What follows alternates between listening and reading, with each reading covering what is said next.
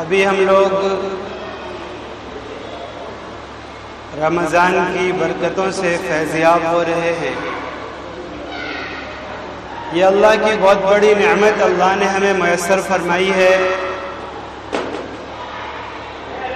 ہم اسے جتنا زیادہ سے زیادہ ہو سکے ہم اپنی مغفرت کا ذریعہ بنائیں۔ اس سے پہلے بھی بات آ چکی ہے، ہم سنتے رہتے ہیں۔ آدھا حصہ گزر گیا، کثرت سے استغفار ہو، کثرت سے استغفار ہو، اور ہر وقت ہمارے سامنے وہ حدیث پاک ہو جس کے اندر نبی پاک صلی اللہ علیہ وسلم نے 3 لوگوں کو بد دعا دی، یا بلکہ کہیے کہ 3 لوگوں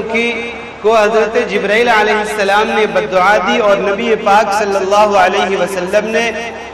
حضرت جبرائیل علیہ السلام کی بد دعا پر آمین کہا۔ ان میں سے ایک شخص وہ بھی ہے جس پر رمضان کا مہینہ گزر جائے اور اس کی مغفرت نہ ہو سکے۔ تو ہمیں جائزہ لینا ہے اپنے پچھلے 15 دن کے، کہ اس کے اندر ہمارے اعمال ایسے ہوئے یا نہیں ہوئے جو ہماری مغفرت کروا سکے، اور اگلے جو 15 دن بچے ہوئے ہیں، 14 دن بچے ہوئے ہیں، ان کے لیے ارادہ کرنا ہے، پختہ عزم کرنا ہے کہ ان 14-15 دنوں کو مجھے ایسے گزارنا ہے کہ اس کے اندر میری مغفرت ہو جائے، اور میں خدا نہ کرے نبی پاک صلی اللہ علیہ وسلم کی بد دعا کا مستحق نہ بنے۔ میرے بھائی بزرگوں دوستوں، رمضان کی بہت ساری فضیلتیں، کیا کہیں اس سے بڑھ کر اور کوئی فضیلت نہیں ہو سکتی کہ اللہ نے خود اس کے بارے میں کہا ہے کہ تمام اعمال کا بدلہ فرشتے دیتے ہیں، ان کا حساب و کتاب دوسرے لوگ کرتے ہیں، اور اس رمضان کا روزے کا بدلہ میں خود دیتا ہوں، میں خود ہی اس کا بدلہ ہوں۔ اللہ نے ایک ماحول ہمیں دیا ہے، ایک موسم دیا ہے عبادات کا، اس ماحول کی ہم قدر نہ کریں تو یہ ہماری حماقت ہے۔ عام دنوں میں ہم کہہ دیتے ہیں کیا کہیں، زمانہ ایسا ہے، لوگ کیا کہیں گے۔ ابھی تو اللہ کا فضل ہے کہ زمانہ ہی عبادت والا بنا ہوا، ابھی تو لوگوں کی سوچ، لوگوں کی فکریں، لوگوں کی نظریں ہی عبادت والی بنی ہوئی ہے، اس لیے عبادت کرنا کوئی مشکل کام نہیں ہے۔ آپ کوئی سی بھی عبادت کرنی چاہیں، آپ بدنی عبادت کرنی چاہیں، آپ مالی عبادت کرنی چاہیں، اس کے اندر آپ کو کوئی دقت نہیں ہوگی۔ ابھی آپ دین پر ایک نیا قدم رکھنا چاہ رہے ہیں، مثلا چہرہ مہرہ آپ نبی پاک صلی اللہ علیہ وسلم والا بنانا چاہیں، تو اس موقع پر بھی آپ کو مذاق اڑانے والے کم ملیں گے، مذاق اڑانے والے کم ملیں گے۔ اس لیے ابھی یہ اللہ نے موسم دیا ہے، ایک موقع دیا ہے، ہم جتنا زیادہ سے زیادہ ہو سکے اپنے آپ کو عبادات میں لگائیں، نیکیوں کی طرف اپنے آپ کو لگائیں۔ اس مہینے میں بات کی جاتی ہے عام طور سے زکوٰۃ وغیرہ سے متعلق، ہم بھی اسی راہ پر چلتے ہوئے بات کر رہے ہیں۔ ایک تو بھائی زکوٰۃ سے متعلق بات یہ ہے کہ زکوٰۃ صرف رمضان میں فرض نہیں ہوتی ہے، زکوٰۃ صرف رمضان میں فرض نہیں ہوتی ہے، بلکہ زکوٰۃ کی فرضیت کے لیے کوئی مہینہ متعین نہیں ہے۔ حج کا مہینہ متعین ہے، روزے کا مہینہ متعین ہے، نماز کے اوقات متعین ہیں، زکوٰۃ کے لیے کوئی مہینہ متعین نہیں ہے، بلکہ زکوٰۃ کے لیے مال کی ایک مقدار متعین ہے، اور اس مقدار پر سال کا گزر جانا، ایک مدت کا گزر جانا یہ متعین ہے۔ اس کے لیے کوئی ضروری نہیں ہے کہ وہ رمضان ہی ہو، ممکن ہے آپ کا مہینہ، آپ کے پاس جو مال آیا ہے وہ آپ کے پاس مال آیا ہو بقرعید کے مہینے میں، محرم کے مہینے میں آیا ہو، تو اب آپ پر جو زکوٰۃ فرض ہو رہی ہے وہ محرم میں ہی فرض ہو رہی ہے۔ اب آپ محرم کو چھوڑ کر کے صفر، ربیع الاول، ربیع الاخر، جمادی الاول، جمادی الثانی، رجب، شعبان، رمضان، یعنی 7 مہینہ تاخیر کر کے آپ زکوٰۃ دے رہے ہیں۔ اس کو بھی سوچنا ہے کہ زکوٰۃ صرف رمضان کے لیے نہیں ہے۔ رمضان میں تو ایک فضیلت بتلائی گئی ہے کہ ایک کا ثواب 70 ملتا ہے، لیکن بھائی کیا کہوں میں، اس ایک کے 70 نے ہمارے علماء کو بہت پریشان کر دیا ہے۔ یہ فضیلت بتلانے والے علماء ہی ہیں، لیکن ظاہری اعتبار سے بہت پریشانی ہوگی۔ ہم سارے کے سارے لوگ، بیشتر لوگ کیا کرتے ہیں کہ اپنے زکوٰۃ کے لین دین کا مہینہ ہم نے رمضان بنا لیا ہے، تو اب سارے مدرسے والے آپ دیکھیں گے، آپ کو کوئی مدرسے والا یہاں پر نہیں دکھائی دے گا۔ میں بیکار سے آدمی ہوں، آزاد آدمی ہوں، اس لیے یہاں پر مل جاتا ہوں میں، ورنہ عام طور سے آپ کو بڑے بڑے حضرت لوگ، مدرسے والے لوگ بھی آپ کو اپنے علاقے میں اپنی جگہوں پر نہیں ملیں گے۔ کیوں کہ زکوٰۃ کی وصولی کرنی ہے، اور بیچارے رمضان کی خیر و برکت پورے طور پر حاصل نہیں کر پاتے ہیں زکوٰۃ کی وصولی کے چکر میں۔ ممکن ہے اللہ تعالیٰ ان کو وہ علم کے لیے محنت کر رہے ہیں، اس کا اجر اس سے کچھ زیادہ دے دیں جو لوگ رمضان میں عبادات کرنے والے یا کرنے والے ہیں، لیکن ظاہری طور پر بڑا مشکل ہوتا ہے، بڑا مشکل مہینہ بن گیا ہے یہ علماء کرام کے لیے، کیونکہ زکوٰۃ ہم اسی مہینے میں دیتے ہیں۔ دلی والے بھی اسی مہینے میں دے رہے ہیں، بمبئی والے، لدھیانہ والے، کلکتہ والے، احمد آباد والے، سورت والے،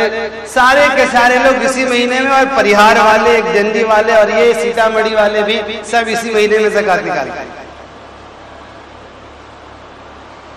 یہ جو ہماری سوچ بنی، ٹھیک ہے اس سے 70 گنا زیادہ ملتا ہے اجر و ثواب، لیکن میرے بھائی اگر ہمارے اوپر زکوٰۃ پہلے واجب ہوئی، ہم بعد میں دے رہے ہیں، تو دیکھ لیں تاخیر کی وجہ سے نقصان بھی ہو سکتا ہے، یا ایسے ہی دوسرے مدرسے والوں کے لیے دقت ہو گئی ہے۔ مدرسے والوں کے لیے دقت ہو، کوئی بھی اتنا بڑا آدمی نہیں ہو کہ سارا کا سارا نظام بدل دوں، لیکن ایک سوچنے کی بات ہے، اپنا زکوٰۃ جو ہے اپنی، وہ ہمیشہ جب ہمارے اوپر سال گزر رہا ہے ہم اس پر نکالنے کی کوشش کریں، اور اس سے بھی آسان شکل یہ کہ سال گزرنے سے پہلے ہم جب دیکھیں، جب موقع ملے، ہم جب ہمارے پاس کوئی مدرسے والے پہنچ جائیں، جب ضرورت مند ہمیں کوئی نظر آئے، ہم زکوٰۃ دے دیں۔ ہم ہاں جب سال ہمارا پورا ہو رہا ہو اس موقع پر ہم حساب کر لیں، اس موقع پر ہم حساب کر لیں، دیکھ لیں اگر ہم زکوٰۃ پوری ہماری ادا ہو گئی ہے حساب کرنے سے پہلے تو اچھی بات ہے، ادا نہیں ہوئی ہے تو اب اس وقت ہم پورا ادا کر دیں۔ اور اس میں یہ بھی آسانی ہے، آپ اگر زیادہ ادا ہو گئی ہے تو کوئی بات نہیں، وہ اگلے سال میں چلا جائے گا، اگر زیادہ ادا کر دیا ہے ہم نے تو کوئی بات نہیں، اس کو اگلے سال کے حساب میں ہم جوڑ دیں۔ تو زکوٰۃ پورے سال ادا کرنی ہے، جس آدمی پر جس وقت سال پورا ہو رہا ہے اس کے مال پر، اس کے اوپر زکوٰۃ اس وقت واجب ہو جاتی ہے، اور اس وقت اس سے کوئی ضرورت مند نظر آ جائے اس پر زکوٰۃ واجب ہو گئی ہے، اب وہ اسے دے دے۔ ضرورت مند سے متعلق ہم لوگ عامةً مدرسے والوں کو ہی دیتے ہیں بھائی، ٹھیک ہے مدرسے والوں کو دینا اچھی چیز ہے، اس کے اندر علم کی اشاعت کے اندر حصہ لینا بھی ہے اور زکوٰۃ کی ادائیگی بھی ہے، لیکن اس کے علاوہ ہمارے آس پڑوس میں، خاص طور سے ہمارے اپنے رشتہ داروں میں کچھ لوگ ہوتے ہیں جو زکوٰۃ کے مستحق ہوتے ہیں، لیکن وہ بیچارے پیشہ ور مانگنے والے نہیں ہوتے، انہیں ہاتھ پھیلانے میں شرم محسوس ہوتی ہے۔ ہم ان کا تفقد کریں، ہم ان کے احوال لیں اور انہیں بھی اپنی زکوٰۃ کی رقوم ہم دیں۔ اور ایک آسانی بتلا دوں میں آپ کو کہ زکوٰۃ کی رقم دینے میں یہ ضروری نہیں ہے یہ کہہ کر دینا کہ میں یہ زکوٰۃ کی رقم دے رہا ہوں، میں یہ زکوٰۃ کی رقم دے رہا ہوں، یہ کہہ کر دینا ضروری نہیں ہے، آپ اسے ہدیے کے طور پر، گفٹ کے طور پر، عیدی کے طور پر بھی دے سکتے ہیں۔ آپ اپنے رشتہ داروں کو، اپنے قریبی لوگوں کو جو آپ سے زکوٰۃ لینا مناسب نہیں سمجھتے ہوں گے، ہاں لیکن یہ ضروری ہے کہ آپ یہ دیکھ لیں کہ واقعی وہ زکوٰۃ کے مستحق ہیں یا نہیں، واقعی وہ زکوٰۃ کے مستحق ہیں یا نہیں، یہ دیکھ لینا ضروری ہے۔ اس کے بعد ہم انہیں کسی بھی نام سے دے سکتے ہیں، انہیں کسی بھی نام سے، ان کے بچوں کے ہم نے کپڑے بنوا دیے، ان کے بچوں کے ہم نے کپڑے بنوا دیے، اس کے ذریعے سے بھی زکوٰۃ کی ادائیگی ہو جائے گی۔ کپڑے کے ساتھ میں ایسے ہی 200-400 روپے بھی رکھ دیے کہ دوسری چیزیں ہیں، ٹوپی ہے، فلاں چیزیں ہیں، یہ وہ سب ہیں، وہ چیزیں لے لیں گے، اس کے ذریعے سے بھی زکوٰۃ ادا ہو جائے گی۔ ایسے ہی صدقہ فطر کا بھی یہی کہ صدقہ فطر میں بھی ہم اپنے جو رشتہ دار لوگ ہیں، ہمارے ملنے جلنے والے لوگ ہیں، ان کا بھی اس کے اندر بھی دوہرا ثواب ہے بھائی، جیسے مدرسے والوں کو دینے میں دوہرا ثواب بتلاتے ہیں نا، کہ ایک تو زکوٰۃ کی ادائیگی کا، دوسرا علم کی اشاعت میں حصہ لینے کا، ایسے ہی اپنے رشتہ داروں کو زکوٰۃ دینے میں یہ ہم علماء سے معلوم کر لیں کہ کن کو ہم دے سکتے ہیں، کن کو ہم نہیں دے سکتے، یہ معلوم کر کے اس کے بعد تو اس کے اندر بھی دوہرا اجر ہے، ایک زکوٰۃ کی ادائیگی کا، ایک صدقہ فطر کی ادائیگی کا، اور ایک صلہ رحمی کا، ایک صلہ رحمی کا، رشتہ داری کا خیال رکھنے کا۔ یہ مستقل بہت بڑا حکم ہے، رشتہ داری کا خیال رکھنا۔ یہ ایسی چیز ہے کہ اس کے بارے میں ہے کہ اللہ تعالیٰ قیامت کے دن پلسرات پر کچھ خاص اعمال ہوں گے، ان کے اندر ایک رشتہ داری کو بھی اللہ تعالیٰ ایک شکل بنا کر کے رکھیں گے، اور وہ بھی وہاں پر سفارش کرے گی۔ اگر کسی نے رشتہ داری کا خیال کیا ہوگا، صلہ رحمی کی ہوگی، تو وہاں پر وہ اللہ سے سفارش کرے گی، اور پھر پلسرات پر آسانی سے وہ گزروا دے گی اس شخص کو۔ جس نے اس کا خیال نہیں کیا ہوگا اس کے لیے بہت ساری دشواریاں ہوں گی کہ اللہ تعالیٰ نے رحم کو، یہ رحم بولتے ہیں عربی میں صلہ رحمی کو، رشتہ داری کو، رحم کو اپنے رحمت کے مادے سے نکالا ہے، بالکل اپنے نام کے ساتھ جوڑا ہے۔ اس لیے اس کا بھی ہمیں بطور خاص خیال رکھنا ہے، اپنے رشتہ داروں کے احوال لیں، اپنے قریبی لوگوں کے احوال لیں، اور ان کو ہم زکوٰۃ کے نام پر زکوٰۃ نہ دیں، کسی اور نام سے ہم انہیں زکوٰۃ دیں، ہماری نیت ہوگی تو ہماری زکوٰۃ ادا ہو جائے۔ تو یہ مدرسے کے علاوہ یہ بھی کیا ہے، مستحقین ہیں، اور ان کو دینا بھی بہت بڑا اجر و ثواب کا کام ہے۔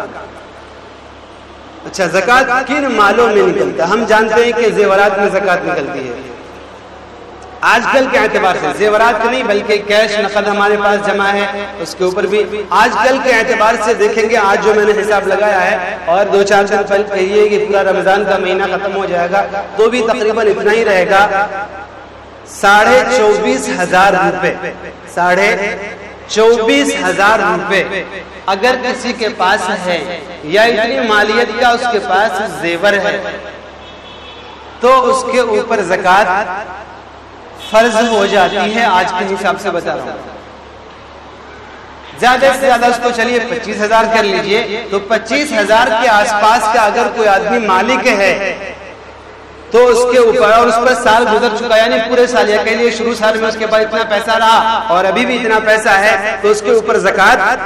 فرض ہے۔ زکوٰۃ فرض بہت تھوڑی سی مقدار فرض ہے، 2.5%، 100 روپے میں 2.5 روپے نکالنا ہے، صرف 100 روپے میں 2.5 روپے نکالنا۔ اچھا، زکوٰۃ نکالنے میں یعنی 25,000 کے آپ مالک ہیں، آپ پر زکوٰۃ فرض ہو گئی، کہہ لیے 26,000 کے مالک ہے۔ بہت سے لوگ پوچھتے ہیں، اس لیے بتا دے رہا ہوں، اصل تو یہ بھائی یہاں پر بیان کرنے سے سارے مسئلے نہیں آئیں گے، آپ سے درخواست ہے آپ اپنے علماء سے پوچھیں، آپ اپنے علماء سے پوچھیں، اپنے جو بھی مسئلے ہوں وہ سارے لے کر کے علماء کے پاس جائیں، انشاءاللہ وہ آپ کو درست جواب دیں گے۔ بس یہاں پر تو بطور ایک یادداشت کے، ایک نشاندہی کے طور پر میں بتلا رہا ہوں۔ 26,000 روپے آپ کے پاس ہیں، تو اب 26,000 میں کچھ لوگ یہ سوچتے ہیں کہ 25,000 تک میں تو زکوٰۃ واجب ہوئی ہے، اب زکوٰۃ جو صرف 1,000 میں نہیں، یہ بھی اس کے اندر شامل ہوگا۔ 24,000 روپے تک تھا آپ کے پاس تو 1 روپے بھی آپ کے اوپر زکوٰۃ نہیں ہے، لیکن 24,500 روپے اگر ہو گئے تو پھر سارے کے سارے 24,000 پر، یا اس سے آگے جتنا بڑھ جائے مال، وہ سارے کے سارے مال پر زکوٰۃ فرض ہوگی۔ زیور کے اندر ایک بات آج کل چل رہا ہے، ایک بہت سے سونے، پہلے تو چلتا تھا وہی یلو گولڈ، بس اس کو گولڈ بولتے تھے، اب آنے لگا ہے پنک گولڈ کے نام سے، وائٹ گولڈ کے نام سے آتا ہے۔ اب اس گولڈ کی تحقیق ہم گولڈ والوں سے کر لیں، سونار ہے ہم ان سے کر لیں کہ اگر وہ سونا ہی کی کوئی قسم ہے جس کو خاص شفاف بنا دیا گیا ہے، تب تو اس کے اوپر بھی زکوٰۃ ہے، جیسے سونے چاندی پر زکوٰۃ ہے ویسے۔ اگر وہ کوئی اور قسم ہے، کوئی اور چیز ہے، تو پھر اس کے اوپر زکوٰۃ نہیں ہے۔ لیکن بہتر ہے میرے بھائی فقیروں کا خاص خیال رکھتے ہوئے، اور سیدھی بات یہ کہ فقیروں کا خیال نہیں، یہ اللہ کا عجیب نظام ہے کہ زکوٰۃ ہم دیں گے، ایک فرض ادا ہوگا، لیکن اس کے اوپر پھر ہمیں اجر بھی ملے گا۔ تو ایسی بھی چیزیں ہیں ان کی بھی ہم زکوٰۃ نکالتے، گرچہ اس پر واجب نہ ہوتی ہو۔ ایک اور چیز ہوتا ہے کہ لوگ آج کل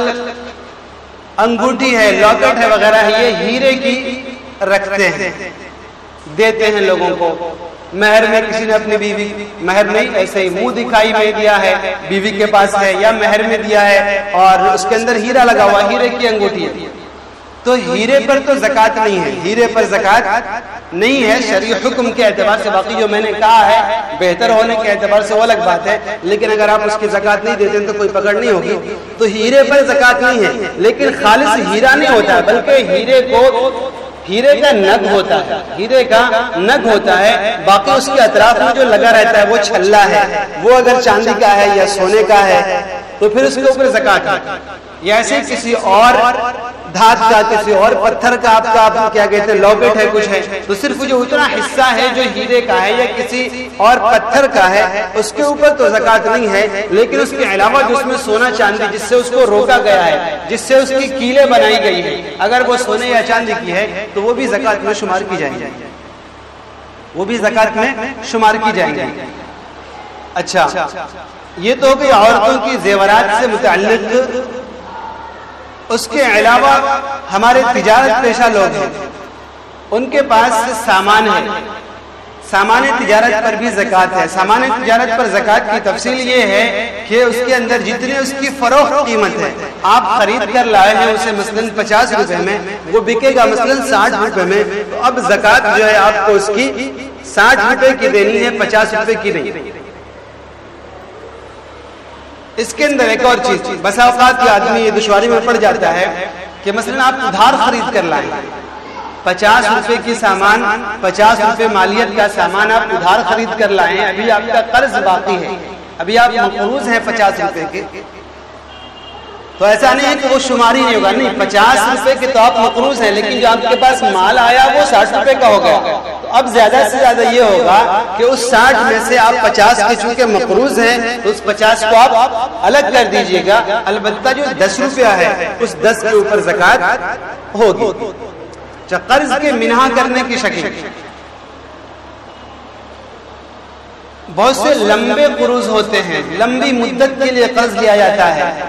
مثلا 10 سال کے لیے، 20 سال کے لیے ادائیگی کرنی ہے، قسط بنا ہوا ہے، ہر سال آپ کو 10,000 روپے ادا کرنا ہے. مثلا 10 لاکھ کا آپ نے کوئی سامان خریدا ہے، لیکن اس کی ادائیگی جو ہے وہ 10 سال میں ہوگی. ادھار خریدا ہے آپ نے، ابھی آپ نے مثلا 2 لاکھ روپے دیا، باقی 8 لاکھ روپے آپ کے ذمے ہیں، آپ 8 لاکھ کے مقروض ہیں. اس کی زکوٰۃ کیسے ادا کی جائے؟ بہت باریک مسئلہ ہے، بس بتلا دے رہا ہوں، کسی کو سمجھنا ہو تو براہ راست مجھ سے رابطہ کر سکتے ہیں یا کسی اور سے بھی رابطہ کر سکتے ہیں. لیکن ایسا ہوتا ہے، بہت سے لوگ اس طرح کے معاملات میں ہوتے ہیں، اس لیے بتا دے رہا ہوں کہ 8 لاکھ روپے کے آپ مقروض ہیں، آپ نے کوئی مشینری خریدی یا کچھ خریدا،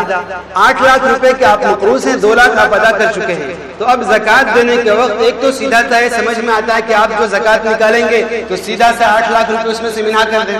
کہ 8 لاکھ کے آپ مقروض ہیں. اس سے بہتر شکل یہ ہے کہ نہیں، یہ جو لمبی مدت کے قرضے ہوتے ہیں اس کے بارے میں علماء نے کہا ہے کہ جتنی آپ پر قسط ایک سال میں مثلا آپ کو 1 لاکھ روپے ادا کرنا ہے یا 50,000 روپے ادا کرنا ہے اور آپ نے ابھی ادا نہیں کیا ہے تو صرف 50,000 آپ اس میں سے منہا کریں. یا 1 لاکھ آپ کو سالانہ دینا ہے، ابھی آپ نے نہیں دیا ہے، اس کا باقی ہے 1 سال کی قسط، تو صرف 1 لاکھ روپے جو ہے وہ 1 سال کی قسط کو آپ صرف اس کے اندر سے منہا کریں گے اپنی جمع شدہ مالیت میں سے. باقی جو آپ کا ادھر بچا ہوا ہے مثلا 7.5 لاکھ روپے یا 1 لاکھ کے اعتبار سے مان لیں تو 7 لاکھ روپے جو بچا ہوا ہے وہ 7 لاکھ روپے قرض میں سے منہا نہیں کیا جائے گا. گھر لے رکھا ہے ہم نے قسطوں پر، یا کوئی سامان لے رکھا ہے یا کوئی اور چیز جو لمبی مدت کے، باقی جو چھوٹے موٹے ہوتے ہیں 1-2 سال کے، اس کے بارے میں علماء نے کہا کہ چلو بھائی پورے کو منہا کر لو، چلے گا. تو جو قرض ہے جو ذمے میں واجب ہے ہمارے کسی اور کا، اس کو اپنی جمع شدہ مالیت میں سے ہم گھٹا لیں گے اور جو باقی بچے گا اس پر زکوٰۃ ہوگی. ایسے ہی زکوٰۃ کی ادائیگی میں یہ ہمارے کچھ شیئرز کا مثلا ہے، آج کل شیئر خریدتے ہیں لوگ.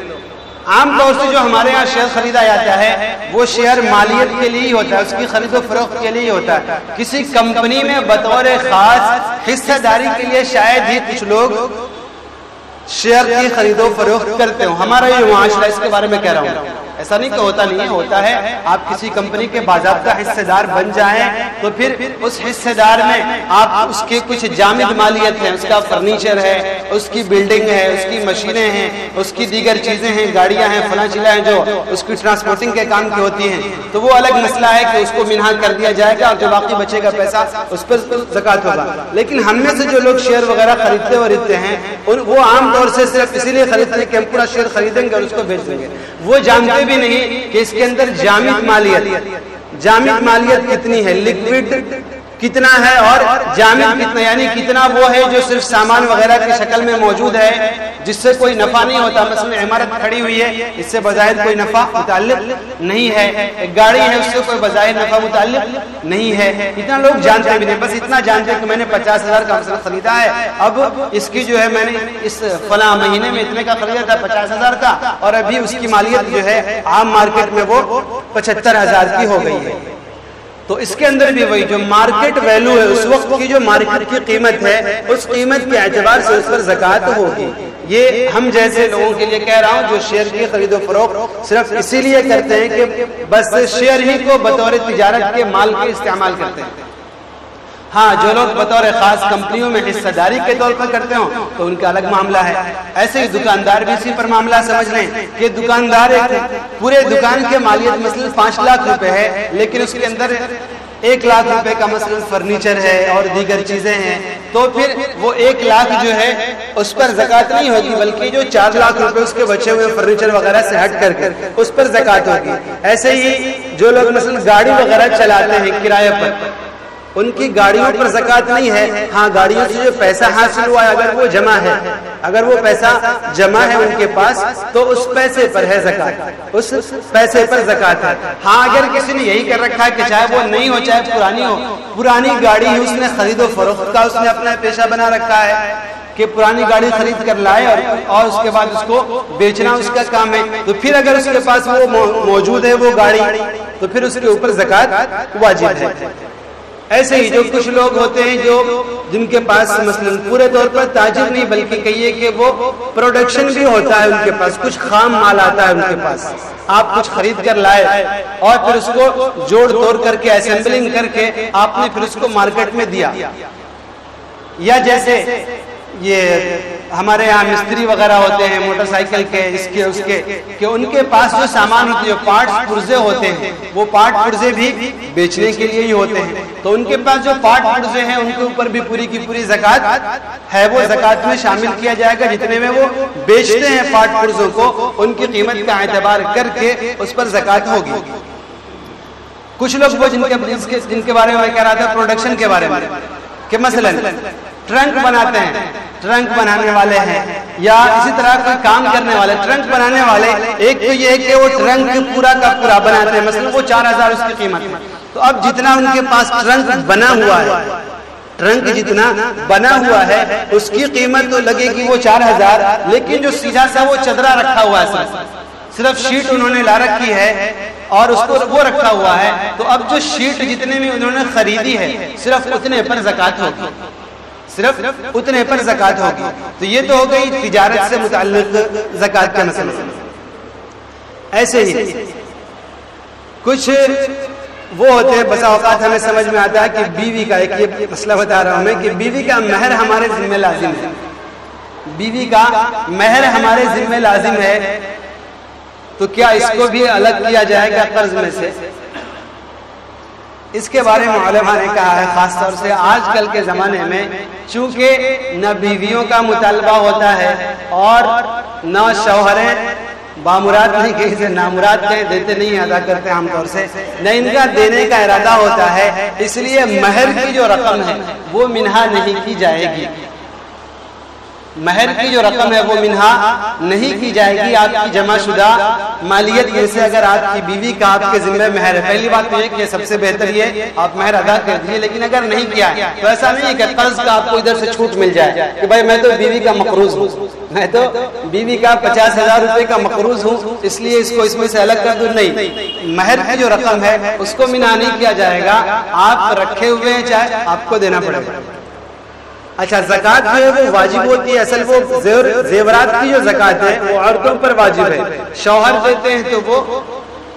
تطوعاً دیتے ہیں، وہ اپنی محبت میں دیتے ہیں، وہ ان کی طرف سے دیتے ہیں۔ اگر شوہر بیوی کی زکوٰۃ نہیں ادا کرتا ہے اس کی زیور کی تو گنہگار جو ہے وہ شوہر نہیں ہوگا، بیوی گنہگار ہوگی۔ اصل میں یہ بات ہمیں سمجھ میں نہیں آتی، اس لیے کہ الگ الگ مالیت کا تصور ہمارے یہاں ہے ہی نہیں۔ ہمارے یہاں جو بیوی کا وہ شوہر کا، جو شوہر کا وہ بیوی کا، یہ سوچا جاتا ہے اس لیے۔ ورنہ شرعی اعتبار سے یہ ہے کہ ممکن ہے کہ بیوی مالدار ہو اور شوہر غریب ہو، بیوی مالدار ہو اور شوہر غریب ہو، ایسا ممکن ہے۔ تو ایسے ہی زکوٰۃ، اور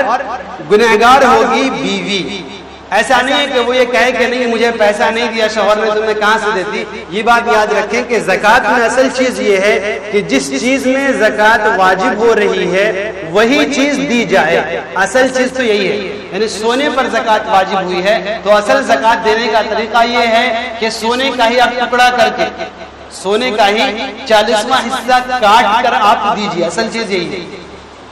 سونا تو اس کے پاس موجود ہے نا بیوی کے پاس،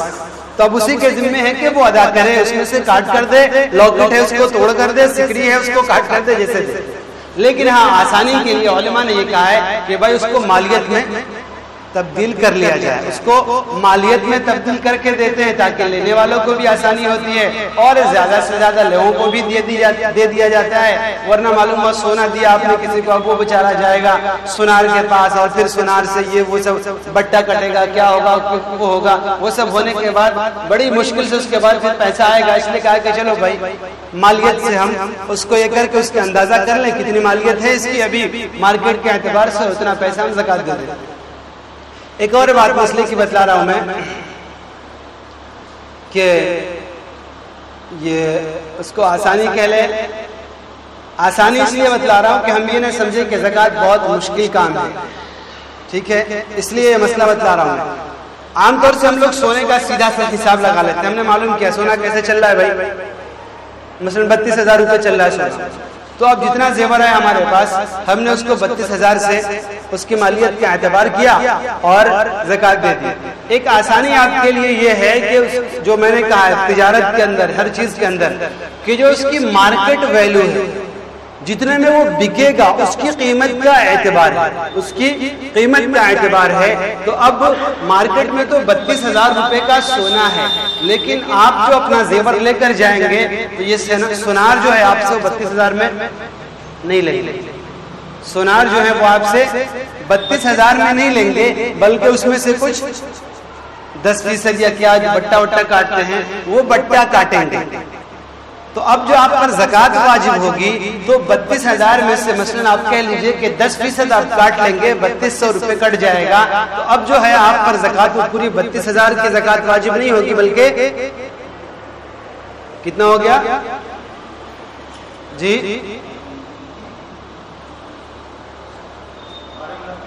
29.5، ارے نہیں بھائی 32,000 میں سے 10% کم کرنا ہے، 3200 روپے کم ہو جائے گا تقریباً۔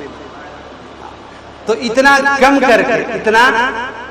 کے آپ پر زکوٰۃ واجب ہوگی۔ یا چاندی ہے مثلا آپ کے پاس، چاندی کا ریٹ 40,000 روپے چل رہا ہے، لیکن آپ چاندی بیچنے کے لیے جائیں گے تو آپ سے 40,000 میں نہیں لیں گے، وہ 10-20% جتنا بھی بٹا کاٹیں گے وہ کاٹیں گے ہی۔ اب جو آپ پر زکوٰۃ واجب ہوگی تو اس کے حساب کے اندر بھی آپ کو اختیار ہے کہ آپ سیدھا سا 40,000 کے اعتبار سے زکوٰۃ نہ نکالیں اس مالیت کے اعتبار سے، بلکہ جو اس میں بٹا کٹ رہا ہے آپ کا اتنا کے اعتبار سے آپ زکوٰۃ نکالیں۔ یہ آپ کی زکوٰۃ کافی کم ہو جائے گی۔ آسانی کے لیے بتلا رہا ہوں میں کہ آپ گھبرائیں نہیں کہ ہمیں بہت سارا زکوٰۃ دینا پڑ جائے گا، ایسے بھی 2.5% کوئی بہت زیادہ نہیں ہے، تو اس کا خیال کر لینا ہے، ٹھیک ہے، انشاءاللہ کریں گے نا۔ اور سیدھی سی بات یہ کہہ رہا ہوں سب سے زیادہ کہ مسئلہ ہم علماء سے پوچھا، ابھی یہاں پر کی تقریر میری لمبی چوڑی تھی، دھواں دھار سی تقریر سے کچھ سمجھ میں آئے گا، کچھ سمجھ میں نہیں آئے گا، ساری باتیں نہ میں بتا سکوں گا اور نہ آپ سمجھ پائیں گے یہاں پر بیٹھ کر کے۔ اس لیے بہتر یہ ہے کہ اپنے چھوٹے چھوٹے مالیات کے مسئلے ہیں ہم علماء سے رابطہ کریں، ان سے پوچھیں اور پھر ان کی رہنمائی میں، پھر ان کی رہنمائی میں ہم زکوٰۃ نکالیں، اس میں جانتے ہیں آپ کو ایک ثواب بھی مل جائے گا مزید۔ ایک تو آپ کو زکوٰۃ نکالنے کا ثواب ہوا، ایک آپ نے علم حاصل کیا زکوٰۃ نکالنے کا، ایک عالم کے پاس آپ مسئلہ پوچھنے گئے، اس کا بھی آپ کو ثواب ملے گا۔ اس لیے اپنے تمام کے تمام مالیات کے مسئلے، زکوٰۃ تجارت پیشے والے جو لوگ ہیں ان سے بطور خاص درخواست ہے، بہت کچھ پیچیدہ سے مسئلے ہوتے ہیں وہ علماء سے پوچھیں، یا ہمارے گھروں کے اندر زکوٰۃ کی شکلیں جن پر ہمیں سمجھ میں آ رہا ہے، سیدھا سا سمجھ میں کیا آ رہا ہے آپ بتلا دیں آ کر کہ بھائی میرے پاس یہ شکل ہے مالیت کی، اب اس میں بتا دیجئے کون کون سی چیز میں زکوٰۃ ہے اور کون کون سی چیز میں زکوٰۃ نہیں ہے۔ بہت تھوڑی سی مقدار ہے زکوٰۃ کی، اس زکوٰۃ کے ادا کرنے پر نبی پاک صلی اللہ علیہ وسلم کا ارشاد ہے کہ اللہ تعالیٰ جو بھی آدمی دیتا ہے پیسہ، اس پیسے کو بڑھاتے رہتے ہیں یہاں تک کہ قیامت کے دن آدمی جائے گا، اس کے سامنے ایک پہاڑ سا کھڑا ہوگا، بالکل احد پہاڑ۔ یہاں پر سمجھنے کے لیے آپ کہہ لیجئے ہمالیہ پہاڑ یہاں پر ایک کھڑا ہوگا، وہ آدمی حیران ہوگا، اتنا سارا پیسہ تو میں نے نہیں دیا تھا، اتنا پیسہ تو میں نے پوری زندگی بھر کا زکوٰۃ جوڑوں میں تو میں نے اتنا نہیں دیا تھا، اور یہ یہاں پر دکھ رہا ہے کہ 1439 میں نے اتنا سارا زکوٰۃ دیا۔ تو فرشتے بتلائیں گے اسے کہ زکوٰۃ تم نے تھوڑی سی دی تھی، لیکن اللہ تعالیٰ کا نظام یہ ہے کہ تم نے وہاں سے دے دیا، آگے اللہ تعالیٰ اس میں بڑھاتے گئے اضافہ کرتے گئے، اور پھر لامحدود انداز میں اللہ نے اضافہ کیا ہے، تو یہ جو تم نے تھوڑا سا دیا تھا یہ اتنا بڑا تمہیں پہاڑ دکھ رہا ہے۔ تو یہ سارے کے سارے جو زکوٰۃ کا جو ریٹرن ہے نا وہ ہمیں ملتا ہے، زکوٰۃ کا ریٹرن جو ہے وہ ہمیں ملتا ہے۔ ایک اور بات، یہ صرف زکوٰۃ کا ہی مہینہ نہیں ہے بھائی، رمضان جو ہے نا یہ صرف زکوٰۃ کا مہینہ نہیں ہے۔ آپ دیکھیں گے تو نبی پاک صلی اللہ علیہ وسلم پر عام حالات میں اتنا مال نہیں ہوتا تھا آپ صلی اللہ علیہ وسلم کو کہ زکوٰۃ واجب ہے، لیکن آپ صلی اللہ علیہ وسلم کے بارے میں ہے کہ رمضان میں آپ صلی اللہ علیہ وسلم کی داد و دہش، آپ صلی اللہ علیہ وسلم کا صدقہ خیرات بالکل تیز آندھی کی طرح سے ہوا کرتا ہے۔ وہ کون سا مال ہوتا تھا؟ وہ نافلہ صدقات ہوتے تھے، ثواب کے لیے ہمیں دینا ہے تو پھر ہم نفلی طور پر بھی دیں، اور نفلی طور میں ہم بطور خاص خیال کر سکتے ہیں۔ اور بہت سے ایسے لوگ ہیں مثلا اپنے رشتہ دار، جو میں نے پہلے بھی کہا تھا جن پر جو زکوٰۃ کے مستحق ہیں، کچھ ایسے لوگ بھی ہوتے ہیں جو زکوٰۃ کے مستحق تو نہیں ہوتے، مثلا ان کے پاس زمین ہے، ان کے پاس اتنی زمین ہے کہ اس میں کاشت وغیرہ کر کے وہ سال بھر کھا پی سکتے ہیں، ان کے لیے زکوٰۃ لینا درست نہیں ہے، لیکن ابھی وہ بیچارہ کسی پریشانی میں مبتلا ہے، کسی بیماری میں اس کے بہت سارے پیسے خرچ ہو گئے ہیں، یہ ممکن ہے کہ وہ اپنی ساری زمین بیچ کر کے سارا کا سارا جو قرض ہے، بیماری کا جو پیسہ ہے وہ ادا کر سکتا ہے، لیکن اس کے پاس پھر کچھ بچے گا نہیں۔ تو ہمارے ایسے لوگ، ایسے جو غریب لوگ ہیں، وہ شرعی اعتبار سے غریب نہیں ہیں، شرعی اعتبار سے مستحق نہیں ہیں، لیکن وقتی اعتبار سے وہ مجبور ہو گئے ہیں، وقتی اعتبار سے وہ مجبور ہو گئے ہیں، ہم ان کو نفلی صدقات دے سکتے ہیں، ہم ان کو نفلی صدقات دے سکتے ہیں۔ اور اچھی بات تو یہ ہے بھائی کہ اپنے رشتہ داروں کو ہم کیا کہا جائے، مال کا کچڑا کیوں دیں، ان کو تو اچھا مال ہی دینا چاہیے۔ زکوٰۃ کو کہا گیا ہے کہ یہ مال کا وہ کچڑا ہے جس کی وجہ سے باقی جو پورا مال ہے وہ آپ کے لیے صاف و شفاف ہو گیا، تو ہم اپنے رشتہ داروں کو کچڑے والا مال کیوں دیں، ہم تو انہیں بہتر سے بہتر مال دیں، صاف و شفاف مال دیں۔ لیکن ہاں اتنی ہمت نہیں کر پا رہے ہیں، اتنی ہمت ہم نہیں کر پا رہے ہیں، تو پھر کم سے کم جو میں نے پہلے بتلایا تھا اس کے اندر ہم اپنے رشتہ داروں کا بھی خیال رکھیں، اور جو شکلیں میں نے بتلائی ہے اس اعتبار سے ہم اچھا لگے ہاتھوں صدقہ فطر بھی آئی جائے۔ صدقہ فطر بھی ان لوگوں پر واجب ہے جن پر زکوٰۃ واجب ہوتی ہے، لیکن زکوٰۃ کے لیے ضروری ہے کہ اس کے پاس مال ہو، نقد کی شکل میں یا تجارت کے سامان کی شکل میں یا سونے چاندی کی شکل میں، لیکن صدقہ فطر کے لیے یہ ہے کہ بس اس کے پاس ضروریات زندگی سے ہٹ کر ایسے ہی سامان، مثلا 10 جوڑی کپڑے ہیں اس کے پاس، 2-4 جوڑی سے کام چل جاتا ہے، لیکن اس کے پاس نہیں پڑا ہوا ہے۔ اب یہ سب جوڑ کر کے اگر 24,000 روپے 24,500 روپے کی مالیت اس کے پاس بن جاتی ہے تو اب اس کے اوپر بھی صدقہ فطر واجب ہے۔ صدقہ فطر کی مقدار جو ہے بہت عجیب سی ہے ہم لوگ سب سے کم والی یاد رکھتے ہیں،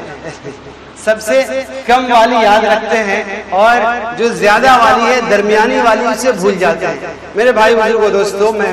مسلسل بارہ کہتا رہا ہوں، امید ہے کہ کچھ لوگوں نے اس پر عمل بھی کیا ہوگا، کچھ لوگوں نے عمل بھی کیا ہوگا، کئی لوگوں نے مجھ سے حساب پوچھا تو اندازہ ہے کہ انہوں نے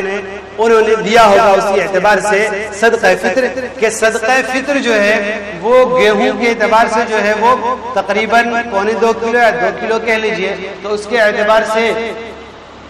آج کل کی قیمت غالباً 15 روپے زیادہ سے زیادہ کہہ سکتے ہیں۔ ہمارے یہاں جو گیہوں کا ریٹ ہے جی تو 15 روپے زیادہ سے زیادہ ہمارے یہاں گیہوں کا ریٹ ہے، اس اعتبار سے کہیں تو 2 کلو کے اعتبار سے 30 روپے صرف نکلتا ہے۔ لیکن بھائی جن لوگوں کو اللہ نے استطاعت دی ہے، جنہیں اللہ نے مالیت دی ہے اتنی کہ وہ آگے بڑھ سکتے ہیں، جو روزانہ افطار میں کھجور کے بغیر کام نہیں چلاتے، وہ صدقہ فطر میں کیسے کیا اس سے کام چلا لیں گے بھائی گیہوں سے؟ جیسے ہم روزانہ افطار میں کھجور کے بغیر کام نہیں چلاتے، ایسے ہی آپ سے درخواست ہے، اور یہ سوچ کر کے کہ یہ سب کچھ ہمیں لوٹنا ہے، ہمیں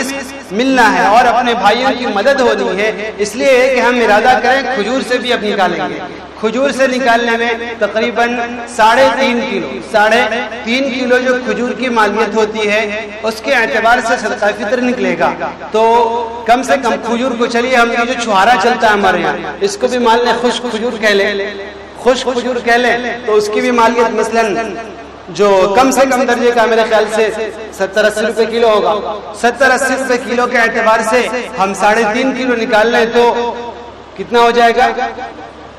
تقریباً 300 روپے کے آس پاس، تقریباً 300 روپے کے آس پاس ہے، کوئی بہت زیادہ رقم نہیں ہے، کوئی بہت زیادہ رقم نہیں ہے، ہم اس کے اعتبار سے بھی نکال سکتے ہیں کہ صدقہ فطر میں صرف گیہوں نہیں ہے بلکہ گیہوں ہے، کھجور ہے، کشمش ہے، یہ ساری چیزیں، کبھی ان چیزوں پر بھی عمل کریں، اللہ نے استطاعت دی ہے تو آگے بڑھ کر عمل کریں۔ اور ایک بات بتاؤں کہ نبی پاک صلی اللہ علیہ وسلم لوگ کہتے ہیں کہ بھائی وہاں پر کھجور تھا اس لیے لوگ کھجور سے نکالتے تھے، یہاں پر گیہوں ہے اس لیے ہم گیہوں سے نکالتے ہیں، ٹھیک ہے یہ بات ہے، لیکن ہم میں سے اچھے خاصے لوگ دیکھتے ہوں گے کہ عشاء کی وطر کے بعد کچھ لوگ بیٹھ کر سنت پڑھتے ہیں، 2 رکعت نفل جو ہے وہ بیٹھ کر پڑھتے ہیں نا بھائی، کیوں پڑھتے ہیں اسے؟ کہ آپ تھک گئے اتنے زیادہ، کہ آپ اتنے زیادہ تھک گئے ہیں کہ 2 رکعت کے لیے کھڑے نہیں ہو سکتے، نہیں، وہاں پر یہ ہوتا ہے کہ بھائی اللہ کے نبی صلی اللہ علیہ وسلم کے بارے میں منقول ہے کہ چونکہ آپ صلی اللہ علیہ وسلم پوری رات نماز پڑھتے تھے، اس لیے آخر میں بہت ہلکی سی نماز جو ہے وہ بیٹھ کر کے پڑھتے تھے، اس لیے گرچہ ہم پوری رات کو نہیں پڑھ سکے لیکن بیٹھ کر نبی پاک صلی اللہ علیہ وسلم کی مشابہت ہو جائے اس وجہ سے ہم پڑھ رہے ہیں۔ اور علماء نے عجیب بات لکھی ہے، عجیب بات کہی ہے کہ بیٹھ کر پڑھنے کا ثواب گرچہ کھڑے ہو کر پڑھنے سے آدھا ہے، لیکن اگر آدمی سنت اور مشابہت کی نیت سے پڑھتا ہے تو امید ہے کہ کھڑے ہونے سے زیادہ اس کو ثواب ملے گا۔